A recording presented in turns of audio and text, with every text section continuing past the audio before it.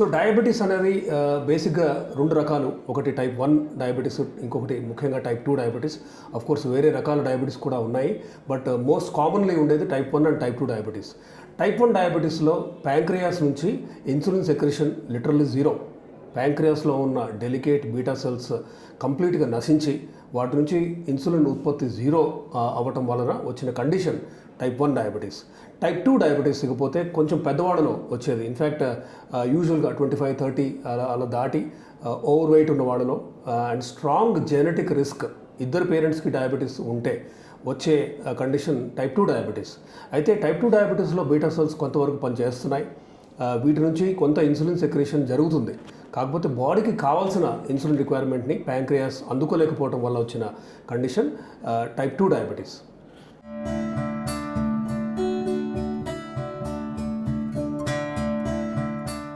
In fact ఈ మధ్య గత 20 ఏళ్లలో మీరు చూస్తే డయాబెటీస్, టైప్ 2 డయాబెటీస్ యొక్క ఆన్సెట్ మనం 20sలోనే చూస్తున్నాం.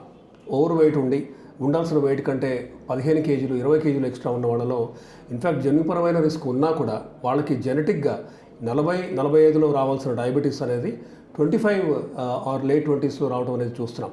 సో దీనికి మెయిన్ థింగ్ లైఫ్ స్టైల్, జీవన శైలిలో వచ్చిన మార్పులే.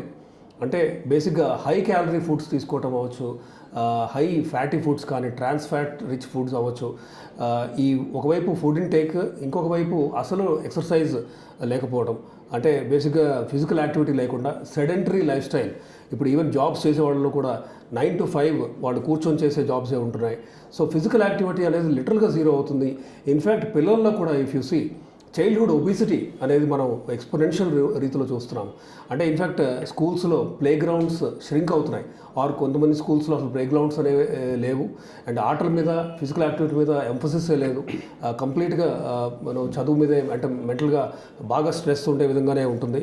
సో బేసిక్గా జీవన శైలి, లైఫ్ స్టైల్లో మార్పులు వల్లనే ఈ earlier onset of type 2 diabetes. Of course ఇంకొకటి మనం ఎర్లీ డయాగ్నోసిస్ అండ్ డిటెక్షన్ కూడా జరుగుతుంది. కాబట్టి ఇఫ్ యూ గో బ్యాక్ అంటే 30 ఏళ్ల క్రితం మనం చూసిన 40-50లో వచ్చే డయాబెటీస్ అనేది ఈ మధ్య మనం 20s-30sలోనే చూస్తున్నాము.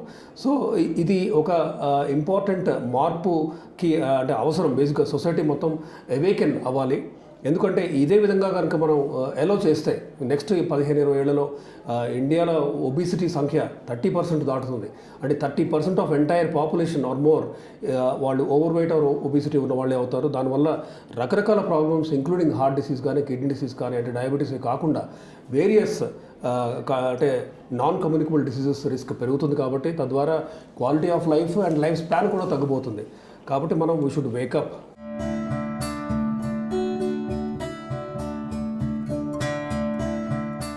షుగర్కి కొత్త మందులు అందుబాటులోకి వచ్చాయి.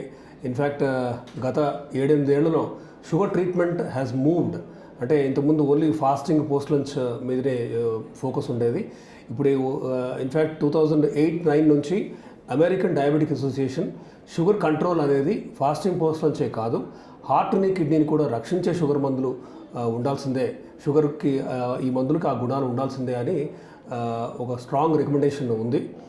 తద్వారా గత 8 to 10 ఇయర్స్లో మంచి క్లాసెస్ ఆఫ్ మందులు మార్కెట్లో ఉన్నాయి. ఇన్ఫ్యాక్ట్ SGLT2 ఇన్హిబిటర్స్ ఒకవైపు, ఇంకోవైపు GLP-1 రిసెప్టర్ యాగనిస్ట్ అని ఇంకొక వైపు. సో ఈ మందుల వాడకంతో మనం ఇన్ఫ్యాక్ట్ ఒక 7 out of 10 పేషెంట్స్లో షుగర్ని లేకుండా, అంటే sugar remission or sugar reversal దిశగా కూడా వాళ్ళు వెళ్ళే విధంగా మనం హెల్ప్ చేయొచ్చు. డయాబెటీస్ అనేది ఒక స్పెక్ట్రమ్. అంటే ఒకవైపు నాన్ డయాబెటీస్ ఉంటే, మధ్యలో ప్రీ డయాబెటీస్ ఉంటే, ఇటువైపు రైట్ సైడ్ మనకి డయాబెటీస్, తీవ్రమైన డయాబెటీస్ ఉన్నట్టు. ఇది స్పెక్ట్రమ్. సో ఒకవైపు అంటే సివియర్ డయాబెటీస్ ఉన్న వాళ్ళని మందులతో మైల్డ్ డయాబెటిక్ చేయొచ్చు, అలాగే మైల్డ్ డయాబెటిక్ పేషెంట్స్ని ప్రీ డయాబెటిక్ చేయొచ్చు, ప్రీ డయాబెటీస్ ఉన్న వాళ్ళని నాన్ డయాబెటిక్ కూడా చేయొచ్చు. అఫ్కోర్స్ ఇది అందరిలోనూ సాధ్యం కాదు. 7 to 8 out of 10 పేషెంట్స్లో ఇది సాధ్యమే. ఎస్పెషల్లీ జెనెటిక్ రిస్క్ తక్కువ ఉండి, వీళ్ళలో మార్బిడ్ ఒబిసిటీ అంటే బాడీలో టోటల్ బాడీ ఫ్యాట్ పర్సంటేజ్ చాలా ఎక్కువ ఉండి, మనం ఆ ఫ్యాట్ పర్సంటేజ్ తగ్గిస్తూ కనుక రాగలిగితే వీళ్ళలో ఇన్సులిన్ సెన్సిటివిటీ ఇంప్రూవ్ అవుతుంది, ఇన్సులిన్ రెసిస్టెన్స్ తగ్గుతుంది. కాబట్టి ఈ స్పెక్ట్రంలో రైట్ సైడ్ అంటే తీవ్రమైన డయాబెటీస్ ఉన్న వాళ్ళని మధ్యలో ప్రీ డయాబెటిక్గా చేయొచ్చు, అలాగే ప్రీ డయాబెటిక్ వాళ్ళని ఖచ్చితంగా నాన్ డయాబెటిక్ కూడా చేయొచ్చు.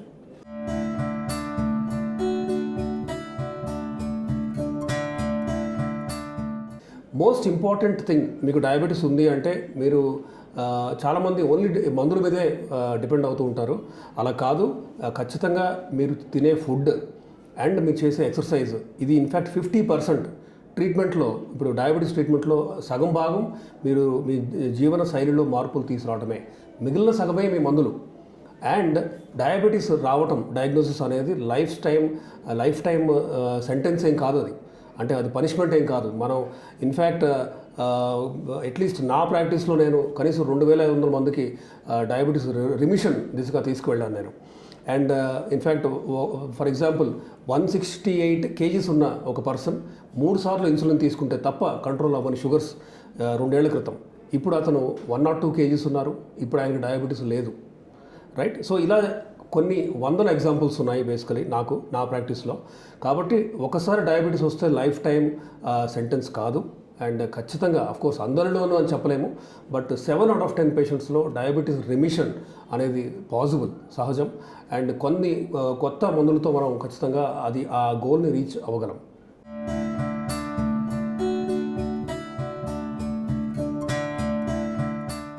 సో ముఖ్యంగా diabetic patients they should be aware.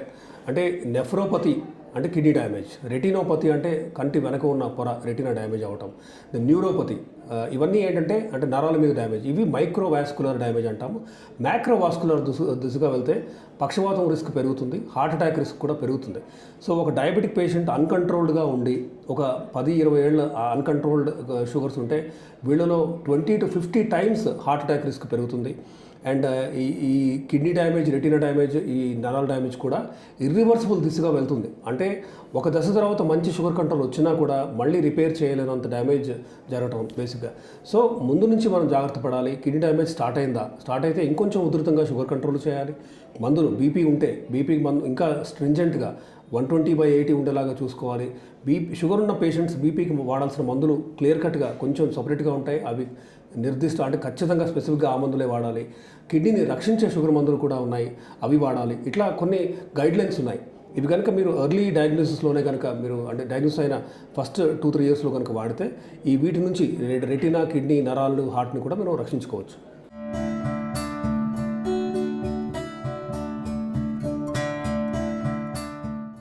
So 95% నమ్మొచ్చు. అంటే చాలామందికి ఒక అపోహ ఉంటుంది, బట్ అది మేబీ 100లో ఒక 5-6 కంపెనీలు మేబీ నాట్ రిలయబుల్. కానీ వైడ్లీ యాక్సెప్టెడ్ గ్లూకోమీటర్ కనుక మీరు వాడితే అది ఖచ్చితంగా అది సరిపోతుంది. మీరు ప్రతి వారం వెళ్ళి బ్లడ్ ఇచ్చి షుగర్ చెక్ చేసుకోవాల్సిన అవసరం ఉండదు. ఫింగర్ స్టిక్ గ్లూకోజ్తో వైడ్లీ యాక్సెప్టెడ్ కంపెనీస్తో మీరు ఈజీగా చెక్ చేసుకోవచ్చు. 3-4 రోజులకు ఒకసారి మీరు తినకముందు తిన్న తర్వాత షుగర్ చెక్ చేయాలి, రాయాలి. ఒక డైరీలో రాసి డేట్ ప్రకారం ఆ రికార్డ్ని మీరు మీ డాక్టర్ దగ్గర తీసుకెళ్తే మీకు సరైన మంచి ట్రీట్మెంట్ అనేది లభిస్తుంది.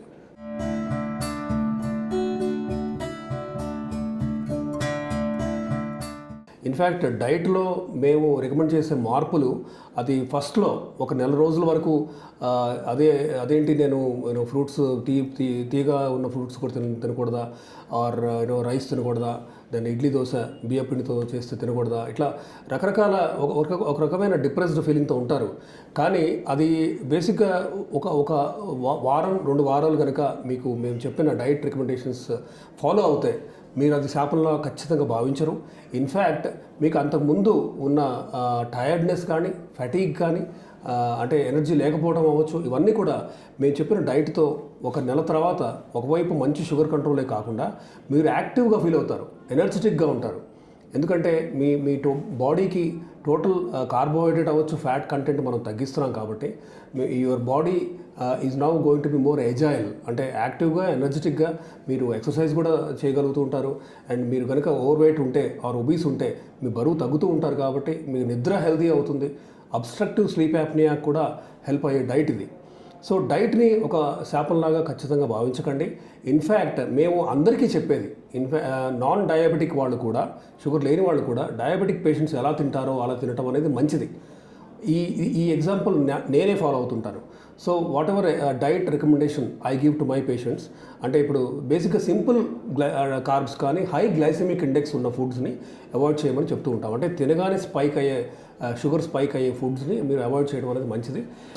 షుగర్ టీ కాఫీలో కూడా వేసుకోకూడదు. కానీ చాలామంది బెల్లం మంచిదేనేమో వేసుకోవచ్చు అనే ఒక అపోహతో ఉంటారు. బెల్లం is nothing but unrefined sugar. So బెల్లం కూడా మీరు వాడకూడదు, హనీ వాడకూడదు, డేట్స్ లాంటివి వాడకూడదు, తీగా ఉన్న అంటే రైప్ ఫ్రూట్స్ ఖచ్చితంగా వాడకూడదు. దెన్ మైదా కానీ వైట్ రైస్ అంటే ప్రాసెస్డ్ ఫుడ్స్ అవాయిడ్ చేయమని మా స్ట్రాంగ్ రికమెండేషన్. ఇప్పుడు మీరు ఇడ్లీ దోశ చేస్తున్నా కూడా వైట్ రైస్తో కాకుండా మీరు గ్రీన్ గ్రామ్ పెసరటుతో వేసుకోవచ్చు, మూంగ్ దాల్, తూర్ దాల్, ఉరద్ దాల్తో కూడా మీరు ఇడ్లీ దోశ అవి తీసుకోవచ్చు, మిల్లెట్స్తో వేసుకోవచ్చు. దెన్ ఇలా మల్టీగ్రెయిన్ వీటి ఒక్కటే కాదు, జోవార్ కానీ, స్వర్గం కానీ, బాజ్రా కానీ ఇవన్నీ కూడా వాడుతూ మీరు కనుక ఫుడ్లో కొన్ని చిన్న మార్పులు చేసుకుంటే ఖచ్చితంగా మీకు మంచి షుగర్ కంట్రోల్లో వస్తుంది. ఇంకోవైపు వెయిట్ లాస్ కూడా అవుతారు.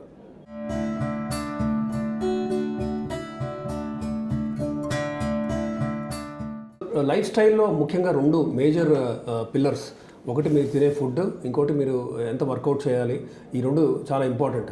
అయితే ఎక్సర్సైజ్ని చాలామంది అశ్రద్ధ చేస్తూ ఉంటారు, ఆర్ మెల్లగా పార్కులో ఒక 45 మినిట్స్ నడిచి నేను ఎక్సర్సైజ్ చేశాను అనుకుంటారు. అది యాక్చువల్గా తప్పు. మీరు నడుస్తున్నప్పుడు మీకు కొంచెం ఆయాసం రావాలి, కొంత స్వెట్ రావాలి.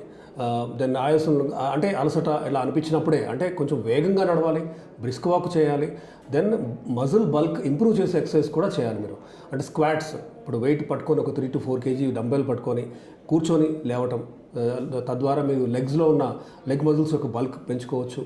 ఈ ఎక్సర్సైజ్లో బోత్ కార్డియో, రెస్పిరేటరీ రిజర్వ్ పెంచుకోవాలి మనం. అంటే ట్రెడ్మిల్, సైక్లింగ్ కానీ, లేదంటే జస్ట్ నడవటం అవ్వచ్చు, స్విమ్మింగ్ కానీ, ఇవన్నీ కూడా కార్డియోలో వస్తాయి. ఇంకొక అటువైపు ఏంటంటే మజిల్ బల్క్ ఇంప్రూవ్ చేసుకునే ఎక్సర్సైజ్లో అది బైసెప్స్ కానీ, ట్రైసెప్స్ కానీ, షోల్డర్ కానీ, లెగ్స్ కానీ, ఇవన్నీ కూడా అంటే మజిల్ బల్క్ ఇంప్రూవ్ చేయాలి, కార్డియో కూడా చేయాలి. వీటిని ఆల్టర్నేట్ చేస్తేనే అది నిజమైన ఎక్సర్సైజ్ యొక్క బెనిఫిట్ బాడీకి అందుతున్నట్టు. మజిల్ బల్క్ పెరుగుతున్నప్పుడు కూడా షుగర్ కంట్రోల్ ఆటోమేటిక్గా ఇంప్రూవ్ అవుతుంది, ఇన్సులిన్ సెన్సిటివిటీ ఇంప్రూవ్ అవుతుంది. అండ్ డైట్లో very important thing glycemic index అనేది చూసుకోండి. తినగానే షుగర్ స్పైక్ అవ్వని ఫుడ్స్ని మీరు ఎంకరేజ్ చేయాలి. అండ్ అన్ప్రాసెస్డ్ ఫుడ్స్కి ఎక్కువ స్ట్రెస్ చేయాలి మీరు. దెన్ వెజిటబుల్స్ని అంటే ఫ్రెష్ వెజిటబుల్స్లో ఇనఫ్ యాంటీ ఆక్సిడెంట్స్ ఉంటాయి. చాలామంది ఇప్పుడు డయాబెటిక్ పేషెంట్స్ మేము ఫ్రూట్స్ తినలేకపోతున్నామే అని ఫీల్ అవుతూ ఉంటారు. కానీ ఫ్రూట్లో ఉన్న యాంటీ ఆక్సిడెంట్ బెనిఫిట్స్ వెజిటబుల్స్లో కూడా ఉంటాయి. ఫర్ ఎగ్జాంపుల్ టొమాటో, క్యారెట్, కీరా, బ్రాకోలీ అండ్ లెటస్లో చాలా మంచి యాంటీ ఆక్సిడెంట్స్ ఉంటాయి. క్యాప్సికమ్, స్పినాచ్, దాన్ని ఉడకబెట్టిన సోయా, చనా, రాజ్మా, బీన్స్, అన్ని dals, moong dal, toor dal, urad dal, peas and peanuts, పల్లీలు, బఠానీలు బాయిల్ చేసుకొని, దెన్ మిల్క్ అండ్ కర్డ్ మిగడలేనివి, పనీర్ మీ ఇంట్లో చేస్తే ఇవన్నీ కూడా మీరు సేఫ్గా తీసుకోవచ్చు. అండ్ నాన్ వెజిటేరియన్లో ఎగ్ వైట్ చాలా మంచిది, ఎల్లో తీసుకోకుండా ఒక 3 ఎగ్ వైట్స్ అయినా మీరు తీసుకోవచ్చు. దెన్ ఫిష్ అండ్ చికెన్ తీసుకోవచ్చు, కానీ బాయిల్డ్ రూపంలోనే తీసుకోవాలి, నాట్ ఫ్రైడ్. అండ్ రైస్ రోటీతో కాకుండా వెజ్జీస్తో, ఈ టొమాటో, క్యారెట్, కీరా వెజ్జీస్, కట్ చేసిన వెజ్జీస్తో తీసుకుంటే మీకు ఒక పక్క ప్రోటీన్ అందుతుంది, ఇంకో పక్క ఫైబర్ అందుతుంది, అండ్ షుగర్ స్పైక్ కూడా అవ్వకుండా మీరు జాగ్రత్త పడవచ్చు. కాబట్టి జీవనశైలిలో మార్పులు అనేవి ఇది మరీ పెద్ద పనిష్మెంట్ లాగా భావించకూడదు. ఒక వారం 2 వారాలు మీరు కనుక వీటికి అలవాటు పడితే యూ విల్ ఫీల్ లైటర్. ఒక పక్క మంచి బీపీ కంట్రోల్, షుగర్ కంట్రోల్ చూస్తారు, మీరు యాక్టివ్గా, ఎనర్జెటిక్గా కూడా ఉంటారు. మీ HbA1c గోల్ 6.5 అనేది మీరు ఈజీగా రీచ్ అవ్వగలుగుతారు.